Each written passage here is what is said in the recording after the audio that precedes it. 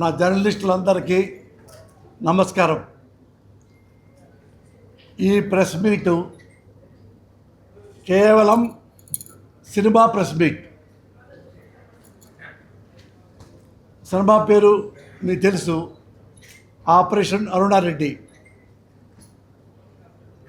ఇది నిజాయితీ పరులైన జర్నలిస్టుల కథ. జర్నలిస్టు హానెస్ట్గా ఉంటే సొసైటీ బాగుపడుతుంది అనేది కథ. అరుణారెడ్డి అనే క్యారెక్టరు ఈ మేడం హిందూళ చక్రవర్తి మెయిన్ లీడు చేస్తున్నారు. ఇందులో ఒక ఛానల్లో తను కూడా ఒక జర్నలిస్టు. తను ఏం చెప్తారంటే, ఏం చెప్పడానికి వచ్చారంటే, వేరే ఢిల్లీ నుండి నా పేరు బొమ్మారెడ్డి అరుణారెడ్డి, నేను ప్రజలకి హెచ్చరించడానికి వచ్చాను. ఏంటంటే, రాజకీయాల్లో ఎవరు వ్యాపారం కోసం రాజకీయాల్లోకి వచ్చారో వాళ్ళ గురించి నేను చెప్తా. ఎవరు రాజకీయాల్లోకి ప్రజాసేవ కోసం వచ్చారో వాళ్ళ గురించి నేను చెప్తా. అంతేగాని ఒక పార్టీని కానీ, ఒక రాజకీయ నాయకుడిని కానీ, పాలిటిక్స్ కానీ నేను విమర్శించటం లేదు. ఎవరు ప్రజాసేవ కోసం వచ్చారు రాజకీయాల్లోకి వాళ్ళ పేర్లు చెప్తారు.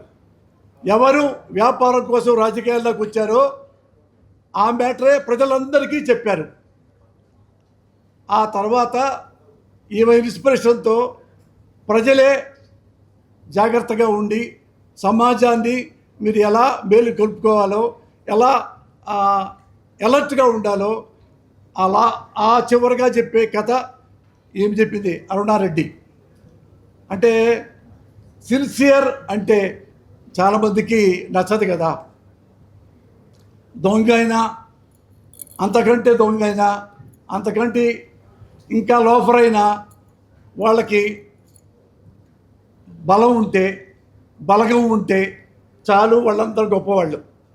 చాలా హానెస్ట్గా మాట్లాడితే, చాలా సిన్సియర్గా మాట్లాడితే, చాలా బోల్డ్గా మాట్లాడితే వాడు దొంగ, వాడు రౌడీ, వాడు సన్నాసి, వాడు సమాజంలో ఉండకూడదు అనేది ఈమె కథ.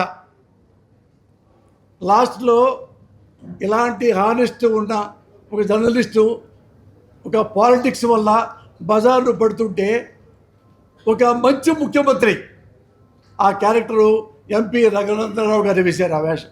చాలా థ్యాంక్స్ రఘునందన్ అన్న, మీరు నాకు అవకాశం ఇచ్చారు. ఆయన ముఖ్యమంత్రి, మంచి ముఖ్యమంత్రి, ఇలాంటి అమ్మాయి ఉండాలి, జర్నలిజంలో ఉండాలి అని చెప్పి ఈ అమ్మాయిని హెల్ప్ చేస్తాడు. చివరికి చేసి ఈ అమ్మాయిలో ఎంత మంచితనం ఉంది, ఎంత గొప్ప జర్నలిస్టో చెప్పిన కథ ఇది.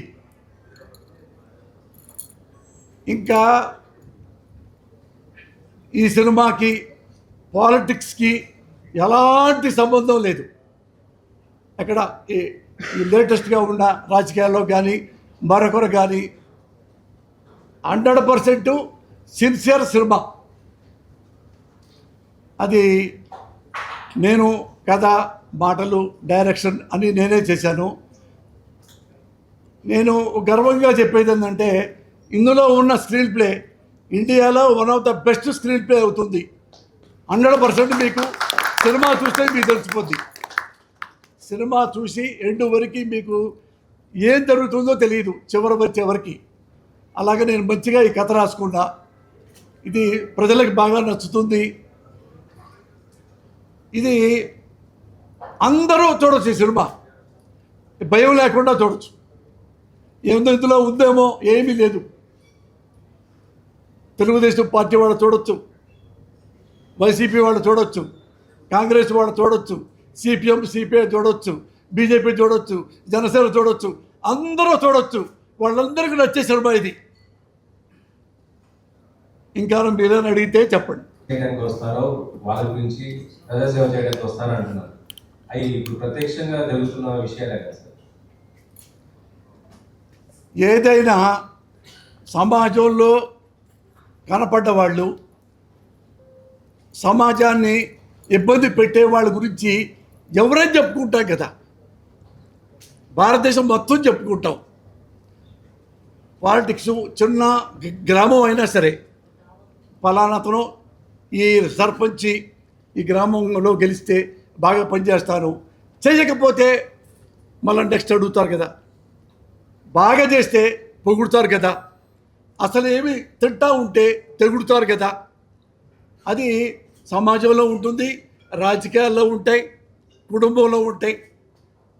కుటుంబంలో ఈ అమ్మాయి నా భర్త, నేను భర్తను బాగా చూసుకుంటాను, చూసుకోలేకపోతే భార్య తిడుతుంది, పేకాడతాడు భార్య తిడుతుంది, తాగుతాడు భార్య తిడుతుంది, పిచ్చి పనులు చేస్తాడు భార్య తిడుతుంది కదా. మరి భార్య తిట్టేటప్పుడు మన ఓట్లు వాడు తినేసి, ఓట్లు కాకుండా డబ్బులు కూడా తినేస్తే కొంచెం కూడా ప్రజలు క్వశ్చన్ చేయరా? జర్నలిస్టులు మరీ చేయాలి కదా. వాళ్ళు సొసైటీలో భారతదేశంలో వాళ్ళే one of the best pillar. మరి ఆ పిల్లరే వాళ్ళు క్వశ్చన్ చేయాలి కదా. అలాగే అరుణారెడ్డి గారు క్వశ్చన్ చేశారు. క్వశ్చన్ చేసినందుకు ఏం జరిగిందో మీరు చూస్తే బాగుంటుంది. కానీ ఇప్పుడున్న మీడియా మొత్తం కూడా ఏదో ఒక రాజకీయ పార్టీకి అనుబంధంగా ఉండేసి వాటిని మద్దతుగానే ఉన్నట్టు పరిస్థితి ఉంది కదా సార్ ఇప్పుడు. తప్పేం లేదు సార్, జర్నలిస్టులకి ఓటు హక్కు ఉంది కదా. ఒక్క జర్నలిస్ట్ కాదు కదా సార్, ఆ జర్నలిస్ట్ చెప్పేది మొత్తం మిగతా వ్యవస్థ మొత్తం కూడా ప్రభావితం అవుతుంది కదా సార్. అది కాదు, రాష్ట్రాల్లో ముఖ్యంగా చెప్పాలంటే ఒక్కొక్క రాజకీయ పార్టీకి ఒక్కొక్క మీడియా ఛానల్ ఉంది, మీడియా ఉంది. ప్రత్యక్షంగా సపోర్ట్ ఇస్తారు, పరోక్షంగా సపోర్ట్ ఇస్తారు. మొత్తం ఆ మీడియా ఒక రాజకీయ వ్యవస్థగా విడిపోయిన పరిస్థితి మన తెలుగు రాష్ట్రాల్లో ఉంది సార్. ఉంది. ఇప్పుడు మనం ఒక ఎగ్జాంపుల్ చెప్తా. రిపబ్లిక్ టీవీ ఉంది. రిపబ్లిక్ టీవీ మనం ఏమనుకుంటామంటే బీజేపీ సపోర్ట్ చేస్తాడు అర్నబ్ గోస్వామి, అలాగే నావికా కుమార్ టైమ్స్ నవ్వులో బీజేపీకి సపోర్ట్ చేస్తుంది అని. సపోర్ట్ చేయొచ్చు, ఏది ఇతను మంచి ముఖ్యమంత్రి. నేను చెప్తా ప్రౌడ్లీ కలిసే నాకు నరేంద్ర మోడీ గారు నచ్చుతారు. భారతదేశంలో one of the honest tallest politician అని. అదే బీజేపీలో కొంచెం ఏడన్నా మాకు ఇబ్బంది కలిగిందనుకో నేను క్వశ్చన్ చేస్తా. సేమ్ అలాగే ఈ అర్నబ్ గోస్వామి ఎంత పొగుడుతాడో బీజేపీని అంత విమర్శిస్తాడు. అంటే ఉన్నాళ్లలో నువ్వు బెటర్వి, ఆ బెటర్తో మిమ్మల్ని అభినందిస్తున్నాం, కానీ మీ కింద వాళ్ళు ఏం చేస్తున్నారు అని క్వశ్చన్ చేస్తాడు. అలాగే నావికా కుమార్ కూడా. కరెక్టే, కానీ మన తెలుగు రాష్ట్రాల్లో ఎందుకు లేదు అలాంటి డిజైన్? అంటే సినిమా కూడా ఆపరేషన్ అరుణారెడ్డి అంటేనే మన తెలుగు రాష్ట్రాలకు సంబంధించినటువంటి మీడియా కానీ పాలిటిక్స్ కానీ సంబంధించినటువంటి సినిమా ఇది. సో ఇక్కడ ఎందుకు లేదు? అలాంటిది ఏమైనా చూపిస్తారా మరి? అట్టలేదు. అంటే మనం ఏం చేయాలంటే సార్, ఇప్పుడు అన్నా ఎవరు కెమెరాకి మనము మన ఇంట్లో భార్య బియ్యం జరుగుతుంది, 2 3 ఉంటాయి గడ్డలు, రాళ్ళు తీసుకుంటూ ముందుకు వెళ్ళాలి తప్ప ఈ రాయి ఉంది మొత్తం చండాలు ఏంటట.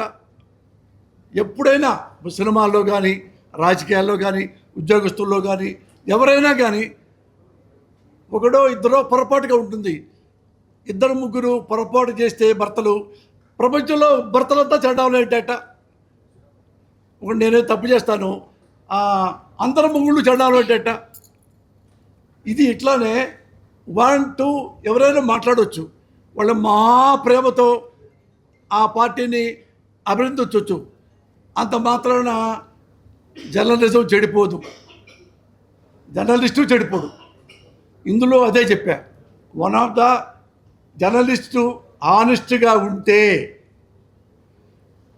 రాష్ట్రపతి నుండి, సుప్రీంకోర్టు నుండి, ప్రధానమంత్రి నుంచి, ప్రజల నుండి మొత్తం కూడా ఎలర్ట్ అవుతారు, చైతన్య పరులు అవుతారు.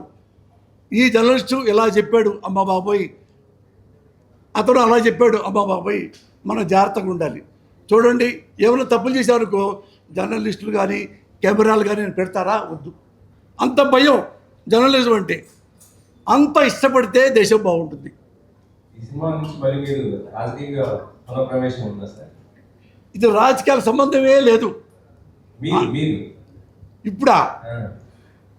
ఈ సినిమా తర్వాత నుంచి మళ్ళీ మీరు నేను చానాళ్ళ తర్వాత సినిమా చేసుకుంటున్నానబ్బా. చానాళ్ళ తర్వాత సినిమా చేసుకుంటానబ్బా. నన్ను రోడ్డు మీద పడేయమాకండబ్బా. ప్రజాసేవ చేయడానికి రాజకీయాలు ఉండాలి. ప్రజాసేవలో ఉండాలంటే సేవ చేయాలి, జైలుకి వెళ్ళాలి, తప్పేం లేదు, మీకు తెలుసు కదా. అందుకని ఈ కొంచెం నన్ను క్షమిస్తే సినిమా బాగా చేసుకుంటానబ్బా. సార్ ఒక సీనియర్ మొత్తం మీరే దీంట్లో మొత్తం కథ, స్క్రీన్ ప్లే, డైరెక్షన్ మొత్తం మీరే చేస్తారు. ఎందుకు కారణం ఏంటి? అంటే నేను దానికి తగిన వాడిని.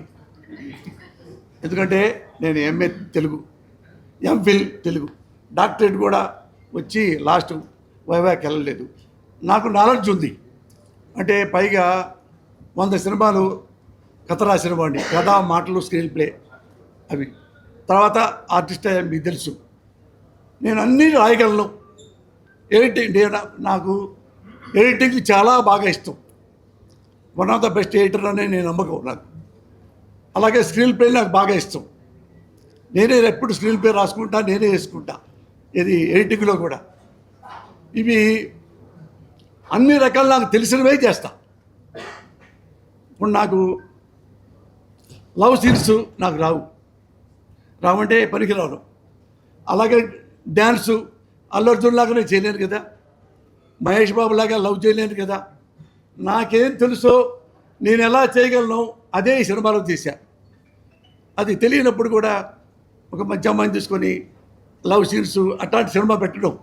ఈ సినిమాలో సార్ మీరు రఘునందరావు గారి సీఎం గారి పెట్టినట్టున్నారు కదా, అంటే భవిష్యత్తులో ఆయన ఇక్కడ తెలుగు రాష్ట్రాల్లో పార్టీకి నుంచి ఇలా చేయొచ్చు అనేసి ఆ రకంగా ఏమన్నా వినిపిస్తున్నారా? అట్టలేదు.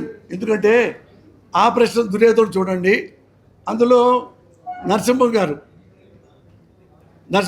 తెలుసుగా మీకు. తెలుగుదేశంలో అప్పుడు 4 సార్లు ఎమ్మెల్యే అయ్యారు, ఒకసారి మంత్రి అయ్యారు. ఆయన్నే ముఖ్యమంత్రి పెట్టుకున్నా. అంటే వాళ్ళ యాటిట్యూడ్ బాగుంటుంది అనే. చాలా క్రియాశీలకంగా ఉన్నటువంటి వ్యక్తి ఆయన ఇప్పుడున్న పార్టీస్. అందుకని పార్టీలో క్రియాశీలకంగా ఉన్నారు కాబట్టి అలా ఏమన్నా క్రియాశీలకంగా ఆయన ఉన్నాడు కాబట్టి నేను కూడా క్రియాశీలకంగా దూరాలు కాబట్టి లేదు. అతను నాకు పరిచయం బాగా, నేనంటే ఇష్టం. అంటే పొలిటీషియన్ కాబట్టి అన్నా ఏందన్నయ్య అంటే రఘునందన్ గారు నేనంటే బాగా ఇష్టం. నాకు ఆయన బాగా ఇష్టం. ఆయన గెటప్ బాగుంది. నేను అడిగాను, అన్నా మీరు సీఎం క్యారెక్టర్ ఇస్తే బాగుంటుందంటే కథ విన్నాడు. విని బాగుంది మురళి నేను చేస్తానని చేశాడు. అంతే సంబంధం, ఇంకేం లేదు. సినిమా ఇండస్ట్రీ నుంచి సార్ లాస్ట్ క్వశ్చన్ సార్ నా సైడ్ నుంచి. చెప్పన్నా. సినిమా ఇండస్ట్రీ నుంచి ఇప్పుడు తమిళ్లో విజయ్ గారు పాలిటిక్స్ రావడం జరిగింది, విన్ అవడం జరిగింది. దీనిపైన మీ కామెంట్ ఏంటి సార్? నాకు 1986 నుండి అతను నాకు తెలుసు. చిన్నప్పుడే వేషాలు వేసుకుంటా మద్రాసులో చూశాను. నేను కాలేజ్ చదువుకునే రోజుల్లో అట్లా మద్రాసులోనే చదువుకున్నా కొంత. అయితే అతను పాకులాడే టైప్ కాదు. అంటే నా దగ్గరగా చూసిన మనిషి. వాళ్ళ నాన్న కూడా తెలుసు. వాళ్ళ నాన్న 70 సినిమాల దాకా డైరెక్ట్ చేశాడు. తెలుగులో కూడా చేశారు. యాక్షన్ ఫిల్మ్ చేస్తారు, అన్నీ చేస్తారు. ఆయన కొడుకుని ఆర్టిస్ట్ చేసుకున్నాడు. అది కూడా చిన్న చిన్న వేషాలు వేసుకుంటూ ఫస్ట్. ఇది మన కెప్టెన్ అంటారు విజయకాంత్ గారు, ఆయన చేస్తే ఈయన చిన్న చిన్న వేషాలు వేసుకుంటూ. అతను తొందరగా మనం పైకి రావాలి అనే టైప్ కాదు. ఒకళ్ళు కొట్టి బయటికి రావాలి. ఆ పార్టీ ఈ పార్టీ మొత్తం కలుపుకొని నేను ఏదో ఉద్యోగం చేయాలి లేదు. తను అన్నీ అనుభవించిన తర్వాత, అంటే షార్ట్ టైంలో ఇంతమంది ప్రజలు నన్ను లైక్ చేస్తున్నారు. ఏది కమల్ హాసన్ కంటే, రజనీకాంత్ కంటే కూడా ఆ లెవెల్లో వస్తున్నారు. అండ్ అవన్నీ ఉన్నాయి అతనికి. అందుకని నేను పదవిలోకి వస్తే బాగా చేయొచ్చు అనే రాజకీయంలో వచ్చాడు ఆయన. ఇప్పుడు మిగతా తెలుసు కదా, అతను 106 వస్తే ఇప్పుడు వాళ్ళు చూడండి పదవి కోసం ఎంతమంది అతన్ని అభిమన్యుడిని చేశారు, ఎంతమంది, అసలు ఎంత ఘోరాతి ఘోరం అంటే ఒకళ్ళు కాదు ఎన్ని రకాల పార్టీలు అందులో అన్నీ, ఒక ఏదో ఒక ముస్లిం పార్టీ, మరి ఇంకొకటి party CPM party, CPI party, ఇంకో party DMK party, AIADMK party, అసలు డిఏ కాదు పాకిస్తాను భారతదేశం ఎంత దూరంగా ఉంటాయో ఏఐడిఎంకే డిఎంకే అంత దూరంగా ఉంటాయి. ఇతనికి ముఖ్యమంత్రి అవుతాడేమో చెప్పి రాత్రి అంతా వేగవాల ఇద్దరు కలుస్తున్నారు అంటే ఒక ఇబ్బందిగా చెప్పాలంటే మగాడు కలుస్తాడా?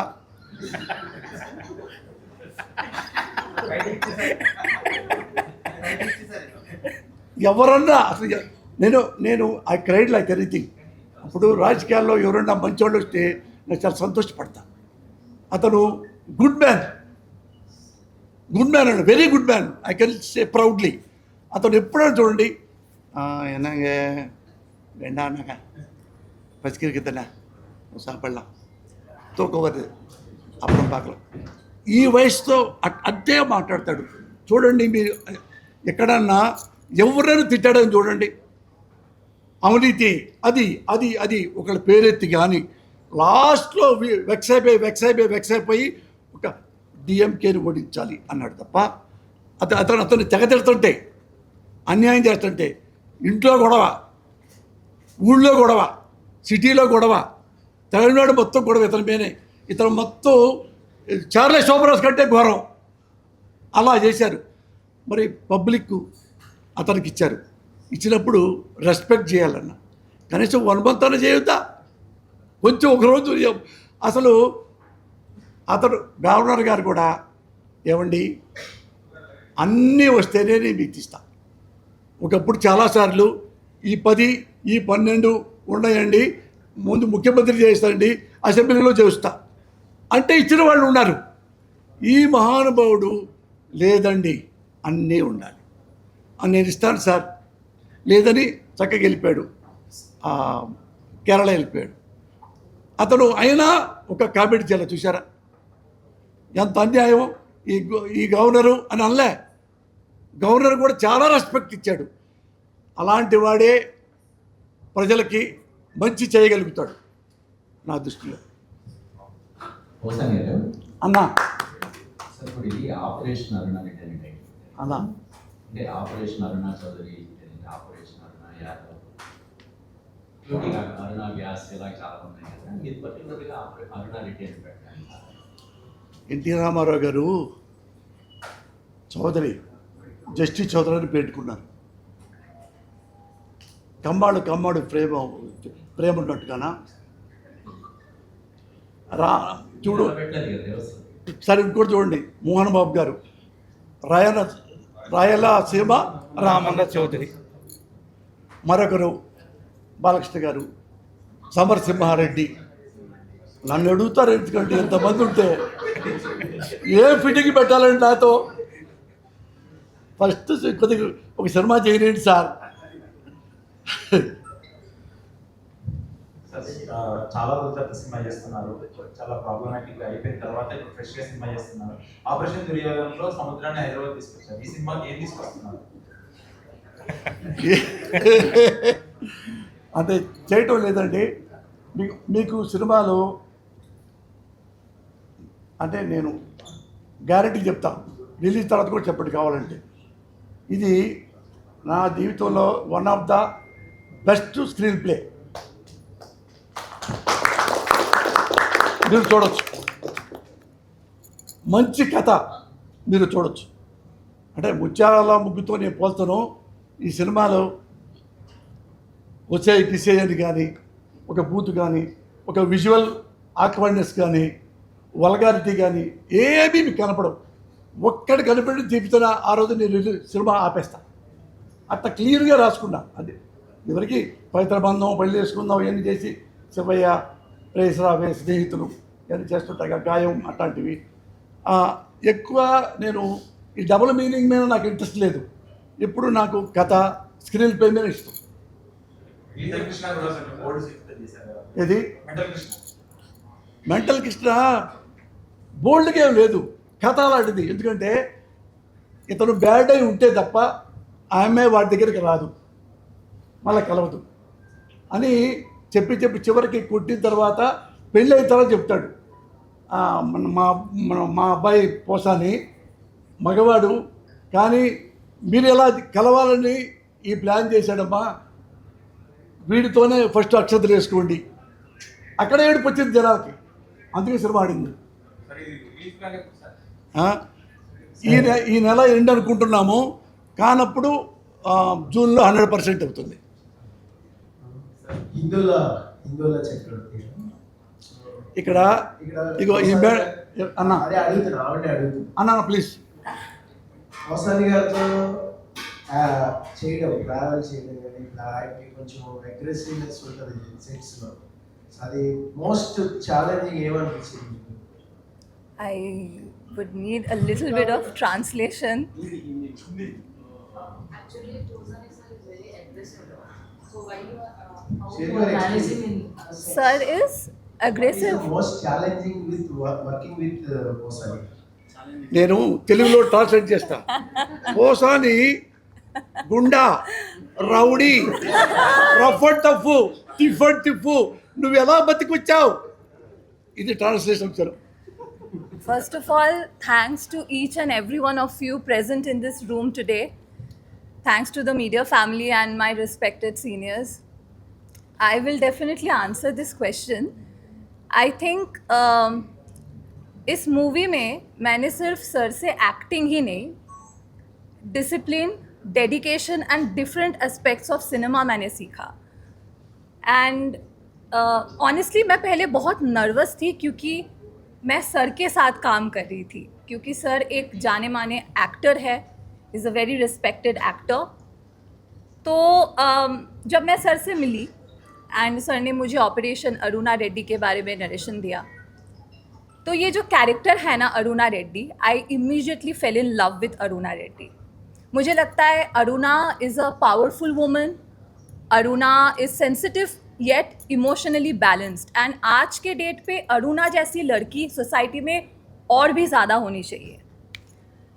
सर ने मुझे इतने अच्छे तरीके से समझाया इस कैरेक्टर के बारे में, एंड एवरी डे मुझे इनसे सीखने को मिला. And he was so polite. कभी कभी जैसे तेलुगु मेरी, मैं इतना बोल सकती हूँ कि ना पेरू हिंडोला నేను ऑपरेशन अरुणा रेड्डी फिल्मలో హీరోయిన్ చేశాను. बस यही मेरी तेलुगु है. तो सर ने बहुत पेशेंस से मुझे हर एक डायलॉग एक्सप्लेन किया, सर ने बताया, समझाया, फिर मैं उस वो कैरेक्टर के फील लेके फिर मैंने एक्शन किया, अपने डायलॉग डिलीवरी दिया. And it's definitely a team work. Thanks to each and every one involved in this film.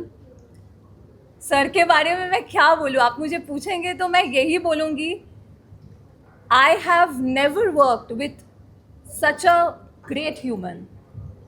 यही बोलूँगी. ఫస్ట్ ఆఫ్ ఆల్ కంగ్రాచులేషన్ అండి మీకు. సో యాక్చువల్గా ఈ లుక్ గురించి ఏం చెప్తారు, అలానే ఇప్పుడు పోసాని 2.0 అనుకోవచ్చా మేము ఈ సినిమా తర్వాత నుంచి కంబ్యాక్? అన్న నేను ఏమనుకున్నానంటే ఫస్ట్లో ఓ మాట అందాం అనుకున్నా, మర్చిపోయా. మీరు చెప్పారు కాబట్టి మళ్ళీ చెప్తున్నా. ఇది నేను కొన్నాళ్ళు లేట్ అయిన తర్వాత ఈ సినిమా చేస్తున్నా. ఎందుకంటే తెలుసు కదా, మీరు మధ్యలో గ్యాప్ 2-3 ఏళ్ళు పాలిటిక్స్ అవి చేసుకున్నాను. మీకు దాచుకునేది ఏం లేదు. ఇప్పుడు సినిమాలు చేస్తున్నాను, ఇది ఫస్ట్ది. అందుకని మీ అందరు జర్నలిస్టులు నాకు హెల్ప్ చేయండి, నన్ను ఆశీర్వదించండి. నాకు ఎంత హెల్ప్ చేస్తే నేను ఇక మంచి కథలు, మంచి సినిమాలు నేను చేస్తా. మీ బ్లెస్సింగే కావాలి నాకు. నన్ను ఎన్నన్నా సినిమా గురించే మాట్లాడతా, మీరు తిట్టినా సినిమా గురించే మాట్లాడతా. అందుకని దయచేసి నాకు హెల్ప్ చేయండి. ఈ సినిమాకి అన్ని సినిమాలు చేయండి, ఎందుకంటే మంచి సినిమా చేసినంతకాలం నాకు బ్లెస్సింగ్ ఇవ్వండి అన్నా, అదే నేను రిక్వెస్ట్. కౌసల్య గారు, మీ శారీ కట్టడం అనేది క్యారెక్టర్ డిమాండ్ చేసిందా, పబ్లిసిటీ డిమాండ్ చేసిందా? చీరా లేదన్నా, మీరు సినిమా చూడండి, 100% చీర ఉంటుంది.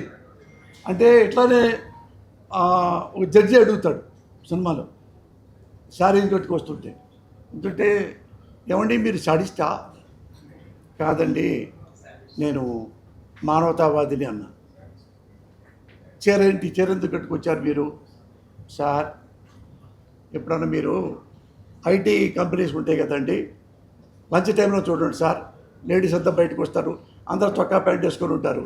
మరి ఎందుకు అడిగారు సార్ మీరు? ఆడాళ్ళు చొక్కా ప్యాంట్ వేసుకున్నారేంటి మీరు?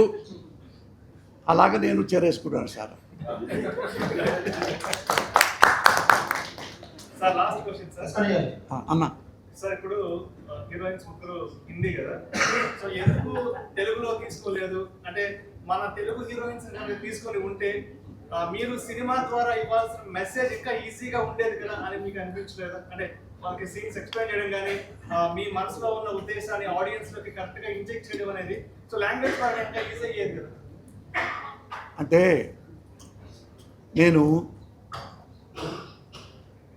నువ్వు చెప్పినట్టుగా 2-3 అమ్మాయిల్ని ఆఫీస్ పిలిచి చెప్పా. ఒక పేరు చెప్పకూడదుగా, అది వాళ్ళు చెప్తే మీకు ఎప్పుడు చెప్తే చెప్పొచ్చు. వాళ్ళు ఒక అమ్మాయి ఆమె వచ్చింది, ఇది సెల్ ఫోన్లో అందరు కొత్త వాళ్ళని చేస్తున్నాము అని పెడితే ఆ అమ్మాయి ముందు ఫోటోలు పంపించింది, నేను చేస్తానండి అని. వాళ్ళ అమ్మగారు కూడా వచ్చారు, లైన్ చెప్పా, ఇలా ఉంటుందమ్మా ఇదని. అవునా సార్, బాగుంది సార్, రేపు మాట్లాడతాను సార్, రేపు వస్తాను సార్. ఈరోజు వరకు రాలా. ఎందుకంటే ఆ అమ్మకి ఒక పెద్ద సినిమా వచ్చింది. పెద్ద సినిమా అంటే ఆమె హీరోయిన్ కాదు, పెద్ద హీరో సినిమా వచ్చింది. పెద్ద హీరో సినిమాలో 3-4 సీన్లు ఉన్నాయి. అంటే పెద్ద హీరో సినిమాలో 3-4 సీన్లు ఉన్నా కానీ క్రేజ్ వచ్చిందేమో అన్నట్టుగా వెళ్ళిపోయారు. అది నేను అనుకున్నా. ఇంతవరకు ఆ అమ్మాయి చెప్పడం కూడా చెప్పలా. బట్ కాకపోతే ఏంటంటే బాధపడి ఉంటుంది, సినిమా అటర్ ఫ్లాప్ అయింది కాబట్టి. నాది కాదు, వాళ్ళది. అది అందుకని అది మళ్ళీ ఇంకొకళ్ళు కూడా నేను చెప్తే వాళ్ళు కూడా విని బాగుంది సార్ వెళ్ళిపోయిన తర్వాత వద్దులేండి పోసాని గారెడ్డి చాలా యంగ్ ఉంటే బాగుంటుంది. మరి ఏజ్ ఎడ తగ్గుద్ది? అదే ఏజ్ కదా. మరి రజనీకాంత్ గారు చేస్తారు, చిరంజీవి గారు చేస్తారు, బాలకృష్ణ గారు చేస్తారు, నాగార్జున గారు, వీళ్ళందరూ నా వయసే కదా. అది అంటే నేను పెద్ద హీరోని కాదు కదా, ఆర్టిస్టుని. అందుకని వాళ్ళు నేను నచ్చకపోయినంత మాత్రాన చేసేది ఏమీ లేదు. అందుకని నేను కథ మొత్తం రాసుకొని వీళ్ళని ఈ అమ్మాయి చాలా గొప్ప విషయం. నేను ఆ సినిమాకి రాజస్థాన్ మొత్తం తిరగడానికి వెళ్ళా, లొకేషన్స్కి. మొత్తం సినిమా అంతా అక్కడేనండి. రాజస్థాన్ 5 స్టార్ హోటల్స్, విల్లాస్, పెద్ద ప్యాలెస్లు, దాని మీద చేసాం. నేను ఒకసారి వస్తున్నా జైపూర్ నుంచి మళ్ళీ హైదరాబాద్ దాకా, నెక్స్ట్ మంత్ వెళ్ళాలని. ఈ అమ్మాయి అందరూ అప్పుడు నాకు భారతదేశంలో ప్రతి చోట నాకు ఆంధ్రప్రదేశ్ ఎట్లానో అట్లా నన్ను ఫోటోలు తీసుకుంటారు, నాకు షేక్ హ్యాండ్లు ఇస్తుంటారు. ఎందుకంటే ఎక్కువ 500 సినిమాల్లో డబ్బింగ్కి వచ్చా. అట్లా వీళ్ళందరూ ఫోటోలు దిగుతున్నారు. ఈ అమ్మాయి కూడా దిగింది.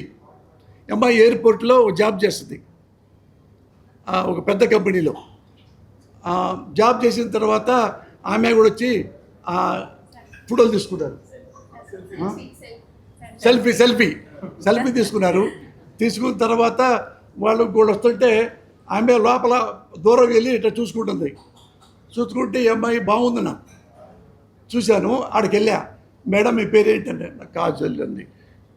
మా దాంట్లో సినిమాలో ఒక లీడ్ క్యారెక్టర్ చేస్తారా అంటే, ఎందుకు చేయని చేస్తారు. అది హిందీలో, తెలుగు వారినే చెప్తున్నాను మీకు. అంటే అవునా చేస్తారా మీరు? ఎందుకు చేయను, చేస్తాను అని అంటే ఏమంటే ఇగో మా కెమెరామెన్ ఆయన ఫోన్ చేశా, ఏమో ఇక్కడ కొత్త అమ్మాయి ఇప్పుడు చేస్తానంది, వాడు చేయలేదు కదా మన అక్కడికి, ఇక్కడ చేస్తానంది అమ్మాయి చూడు అంటే ఆయనతో అప్పుడప్పుడు లైవ్లో చూపించా.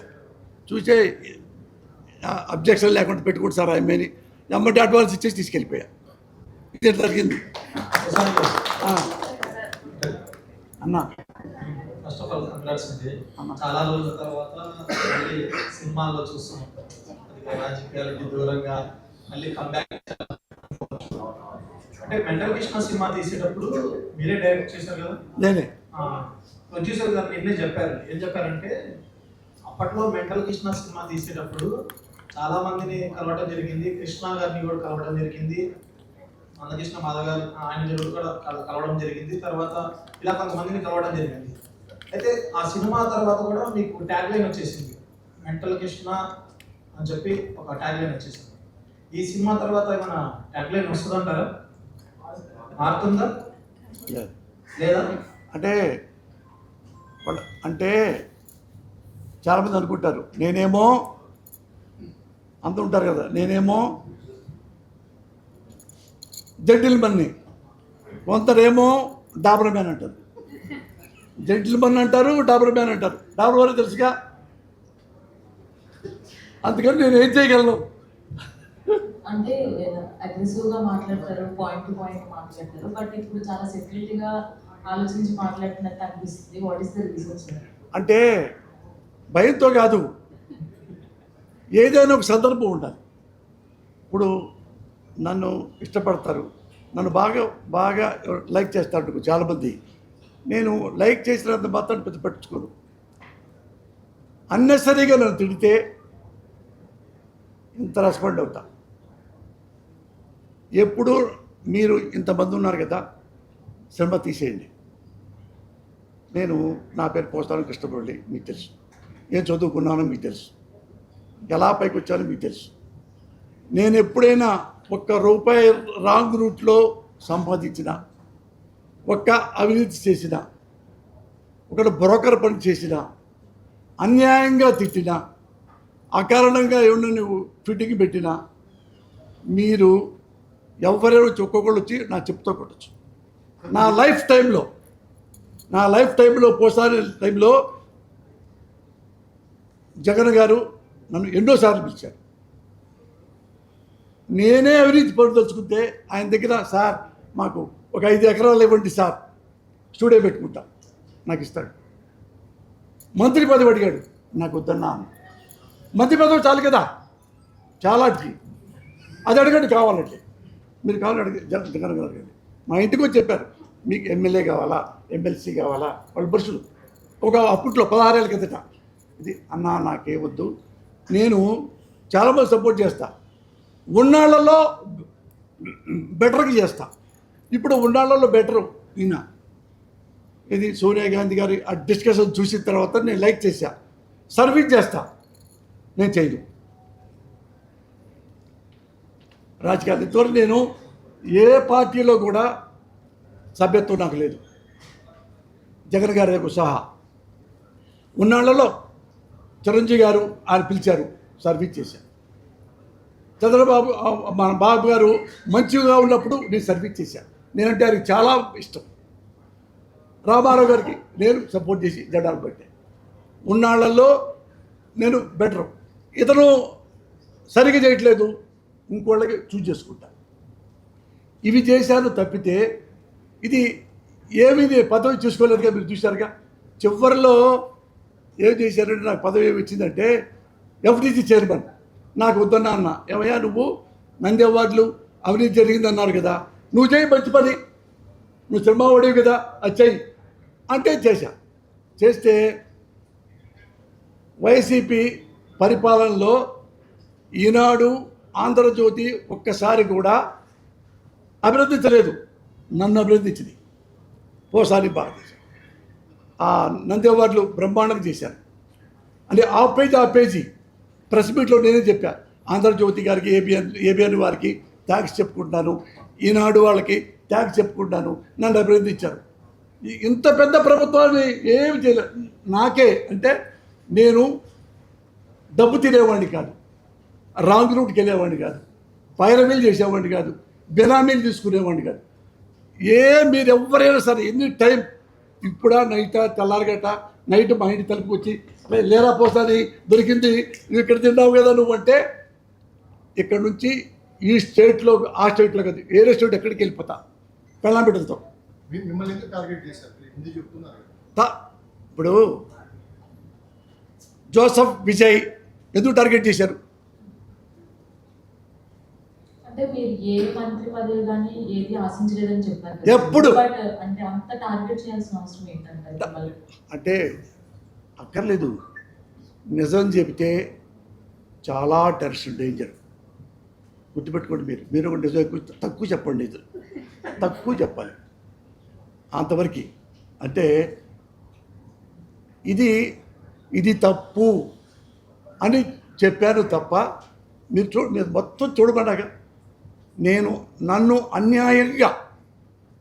అన్యాయంగా ఎవరు ఏమన్నా సరే ఎవరైనా అక్కడ పేదలు ఉంటే తెలుసుకో మీకు నేను చాలామందికి గుండె ఆపరేషన్ చేయించి రామోజీరావు సహా వెళ్ళిపోయి బీహార్లో ఒక అమ్మాయికి గుండు చిల్లుపడిందంటే ఈనాడులో చూస్తే 1.5 lakh పోయి రామోజీరావు గారికి ఇచ్చా.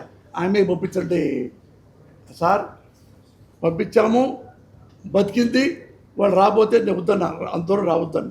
అంటే చాలామంది ఇప్పుడు జగిత్యాల రామోజీ చచ్చిపోతాడు బతకదంటే 1.5 lakh పెట్టి మళ్ళీ 50-50 ఛార్జ్ అంటే వాళ్ళు ఆవిడ అంది ఇంత డబ్బులు ఇస్తున్నారు ఆయన, ఏమో ఆయన అదృష్టం వల్ల వస్తుందేమంటే ఇప్పటికే ఆయన హ్యాపీగా బ్రహ్మాండంగా రైతు పని చేసుకుంటున్నాడు. అట్లా నేను పేదవాళ్ళకైనా మంచి వాళ్ళకి అనుకుంటే వాళ్ళకి డబ్బు లేదనుకుంటే నా చేత అనేది హెల్ప్ అంది చాలా చేశా. కానీ అకారణంగా నన్ను నా కుటుంబాన్ని ఎత్తి చూపిస్తే తిట్టి చూపిస్తే నేను స్కై ఇస్ ద లిమిట్ అవుతా. Should not forget that. గతంలో మీరు అన్ని విషయాలకి బాగా రెస్పాండ్ అయ్యారు. ఈ మధ్యకాలంలో మీరు దేనికి మీరు రెస్పాండ్ అవ్వట్లేదు. భయపెట్టారా మీరే భయపడ్డారు? కాదు, ఎప్పుడు మాట్లాడుతుంటే ఇంట్లో పెళ్ళాపెళ్ళకి ఏం పెడతాం, సినిమా చేసుకోవాలి కదా, అప్పుడు సినిమాతోనే కదా బతికాం. ఇది బాగా అన్ని చేసిన తర్వాత మీరు బ్లెస్సింగ్ చేసిన తర్వాత ఆ తర్వాత మనం మాట్లాడుకుందాం. సినిమా అంటే చిన్న విషయం కాదు. మీరు డైరెక్ట్ చేశారు, యాక్ట్ చేశారు, స్క్రీన్ ప్లే అంతా ఒక ఎత్తు అయితే ప్రొడ్యూస్ చేయడం అనేది ఇంకొక ఎత్తు. సినిమాకి చాలా బడ్జెట్ అవుతుంది. మరి మీరు అంత బడ్జెట్ ఎంతవరకు పెట్టగలిగారు? అండ్ ఏదైనా సపోర్ట్ ఉందా ప్రొడక్షన్? ఏమి లేదు. 5.5 crore దాకా ఉంది. అంతా నా డబ్బే.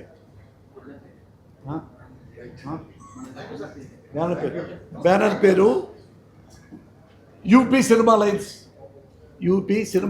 అంటే యూ అంటే యూజువల్, పి అంటే ప్రజ్వల్, కొడుకుల పేరు. పైన మా ఆవిడ పేరు కూడా చెప్పా, కుసుమ. ఏది ఎంటర్టైన్మెంట్స్ కదా, కుసుమ ఎంటర్టైన్మెంట్స్. ఇంట్లో నన్ను ఎప్పుడు ఏమనరు, ఎప్పుడు లవ్ చేస్తారు మీలాగా. అంటే నా డబ్బులేనండి, మొత్తం నా డబ్బులే. ఫైనాన్స్ తీసుకోవాలా, మా ఆవిడే అంది. మా ఆవిడకి డబ్బులు ఉన్నాయి, బ్యాంకులో లోన్ తీసుకున్నాం, మాకు నెల డబ్బులు వస్తాయి, అవి కట్టుకుంటాము. అట్లా సినిమాలు చేసుకుంటూ వస్తున్నా. ఇది మా ఆవిడకి చెప్పా. ఒక పోయిందనుకో ఇంకొకటి, ఒక 5 దాకా నాకు ఛార్జ్ ఇవ్వు, 5 కూడా ఆడకపోతే నేను మానేసి మళ్ళీ వేషాలు వేసుకుంటా అన్న మావిడితో. ఎందుకు మన ఏగా డబ్బులు చేసుకోండి అంది.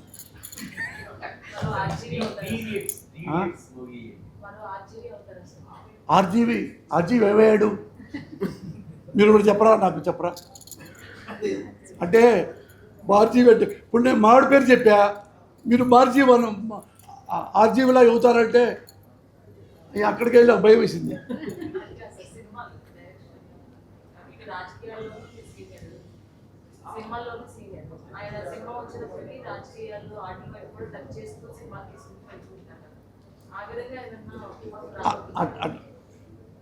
Posani Krishnamalli road Posani Krishnamalli road. నేను ఎవరిని అనుసరించను. So thank you so much media.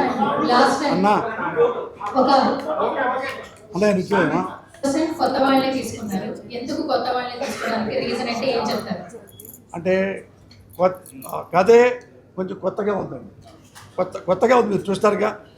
పైగా నేను చేశాను ఆపరేషన్ దుర్యోధనలో మెయిన్ ముంబైత్ ఖాన్ని హీరోయిన్గా చేశాను. అట్లా అందులోనే మెయిన్ విలన్ కొత్తదనం. ఏది పిడుగురాళ్ళు వస్తుంటే ఎక్కడ ఒక ట్రాక్టర్ మెకానిక్ ట్రాక్టర్ బాగు చేసుకుంటున్నాడు. ఆ ట్రాక్టర్ మెకానిక్ నచ్చి సినిమా చేస్తావా అన్న, అతనే కోటిరెడ్డి మెయిన్ విలన్ అయ్యాడు. అట్లా చాలా మంచి మంచి క్యారెక్టర్లు ఆపరేషన్ దుర్యోధనలోనే కొత్త వాళ్ళకి పెట్టారు. ఇప్పుడు అదే మార్గంలో ఎవరు సూటబుల్ అవుతారో వాళ్ళందరూ లక్కీగా దొరికారు. అట్లా పెట్టు. ఇంకొక క్వశ్చన్ ఏంటంటే, పోసాని గారికి కనిపించగానే ఫస్ట్ లవ్ యూ రాజా, తర్వాత ఏం మాట్లాడుతున్నారా నరాలు గట్టయిపోతున్నాయి, ఇలాంటి ఎప్పటికీ కూడా క్యారీ ఫార్వర్డ్ అవుతూ ఉంటాయి కొన్ని డైలాగ్స్. ఇప్పటికీ మీమస్ కి కొన్ని పేజెస్ అవి లేకుండా ఎక్కడ కూడా ఒక మీమ్ కూడా ఉండదు. సో ఈ సినిమా రిలీజ్ తర్వాత పోసాని గారి మార్క్ ఏ విధంగా కనిపించబోతుంది, ఎలాంటి డైలాగ్స్ రాబోతున్నాయి? డైలాగ్స్ ఈ సినిమా డైలాగ్స్ కంటే నెంబర్ 1 ఏంటంటే స్క్రీన్ ప్లే. అది మీరు గ్యారెంటీగా ఇప్పుడు కెమెరామెన్లు అయినా జర్నలిస్టులు అయినా వాళ్ళ సినిమా చూస్తే సినిమా ఏంటి ఇలా ఉంది, ఇది ఇక్కడ ఏమ్మా ఇక్కడ రావాలి కదా అటు వచ్చింది ఏంటి, సినిమా చూసుకుంటూనే మీరు క్వశ్చన్ చేసుకుంటూ ఉంటారు. అందుకని దీన్ని బెస్ట్ స్క్రీన్ ప్లే నేను రాశాను ఈ సినిమా వరకు. 100 సినిమాల్లో కంటే ఇదే బెస్ట్ స్క్రీన్ ప్లే నాకు. అది మీరు చూస్తే చాలా బాగుంటుంది.